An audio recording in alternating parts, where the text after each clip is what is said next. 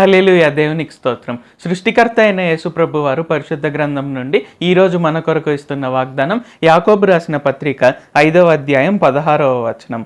నీతిమంతుని విజ్ఞాపన మనఃపూర్వకమైనదై బహుబలం గలదై ఉండును. సో ఈరోజు వాగ్దానం కనుక చూసుకున్నట్లయితే ఏంటి, యాక్చువల్గా మనం ఒక్కొక్కసారి ప్రార్థన చేస్తున్నప్పుడు మనకే నమ్మకం ఉండదు అనమాట. అంటే ఏదో మనం ఊరికే ప్రార్థన చేస్తుంటాము, మనం మన ప్రార్థనను తక్కువ అంచనా వేసుకుంటూ ఉంటాం. అంటే ఆయన నా ప్రార్థన దేవుడు ఏం వింటాడు, సో ఆయన సర్వోన్నతుడు, ఆయన మహిమోన్నతుడు, ఆయన అద్వితీయ ప్రభు, సో నా ప్రార్థన ఆయన ఎలాగ వింటారు, ఎందుకు వింటారు అనే విధంగా మనం రకరకాలుగా ఆలోచిస్తుంటాము. లేకుంటే కొన్ని సంఘటనల వలన, కొన్ని సిచ్యువేషన్స్ వల్ల ఇక్కడ ఏంటంటే మనకు విశ్వాసం అనేది అంత ఎక్కువగా ఉండదు అనమాట. కానీ ఈరోజు మనం చూసుకున్నట్లయితే ఏంటి, నీతిమంతుని ప్రార్థన మనఃపూర్వకమైనదే బహుబలం గలదై ఉండును అని వ్రాయబడి ఉంది. సో మన ప్రార్థన ఎలాగ ఉండాలంటే మనఃపూర్వకమైనదై ఉండాలంటే మనం ఏది ప్రార్థన చేస్తున్నా మనం మనస్ఫూర్తిగా చేయాలి అండ్ మనం ఎక్స్పెక్ట్ చేస్తూ చేయాలి, ఎందుకంటే అది బహుబలమైనది కాబట్టి. సో నీతిమంతుని ప్రార్థన, సో ఆయనను నమ్ముకున్న మనం ప్రతి ఒక్కరం కూడా నీతిమంతులమే, పరిశుద్ధులమే. కాబట్టి ఇక్కడ ఏంటి, మన ప్రార్థన చాలా బలం కలిగినదని మనం గుర్తుంచుకొని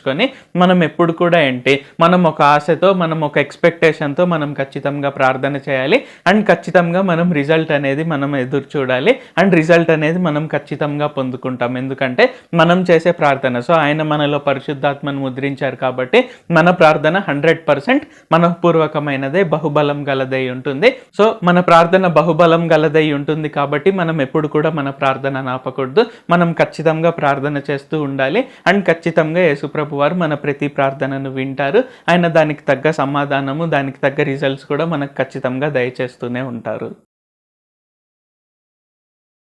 ప్రభువా, దేవా, సర్వాధికారి, మాకు ఇంకొకసారి ప్రార్థించుకునేందుకు అవకాశం ఇచ్చినందుకు వందనాలు తండ్రి. మీరు మా కొరకే చేసిన ప్రతి ఒక్క మేలుని బట్టి మీకు వందనాలు, స్తుతులు, స్తోత్రాలు తండ్రి. దేవా, ఈరోజు మీరు మా ప్రార్థన మనఃపూర్వకమైనదే, బహుబలం గలదై ఉంటుంది అని మాకు తెలియజేసినందుకు వందనాలు తండ్రి. కావున ఈ ప్రార్థనలో పాల్గొంటున్న ఏ ఒక్కరము కూడా మేము ప్రార్థన చేసేటప్పుడు ఏదో ఊరికే క్యాజువల్గా ప్రార్థన చేయడము, అంత ఎక్స్పెక్టేషన్ లేకుండా, మేము ఆశతో కాకుండా అలాగ మేము చేయకుండా, మేము ప్రతిరోజు ఆశతో మనస్ఫూర్తిగా పూర్వకంగా చేస్తూ బహుబలం గల ప్రార్థన చేస్తున్నాము అనేది గుర్తుంచుకొని మేము ప్రతి ఒక్కసారి కూడా ఎక్స్పెక్టేషన్తో ఉంటూ మీ నుండి మేము రిజల్ట్ అనేది ఆశించుటకు సహాయం చేయండి, మీ నుండి గొప్ప ఫలితాన్ని మేము ఆశించుటకు సహాయం చేయండి.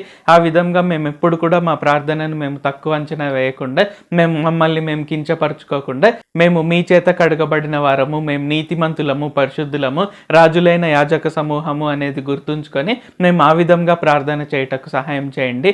నజరేయుడైన సర్వశక్తిగల యేసుక్రీస్తు నామంలో ప్రార్థిస్తున్నాం తండ్రి. ఆమేన్. Thank you Jesus. దేవుడు మిమ్మల్ని ఆశీర్వదించును గాక.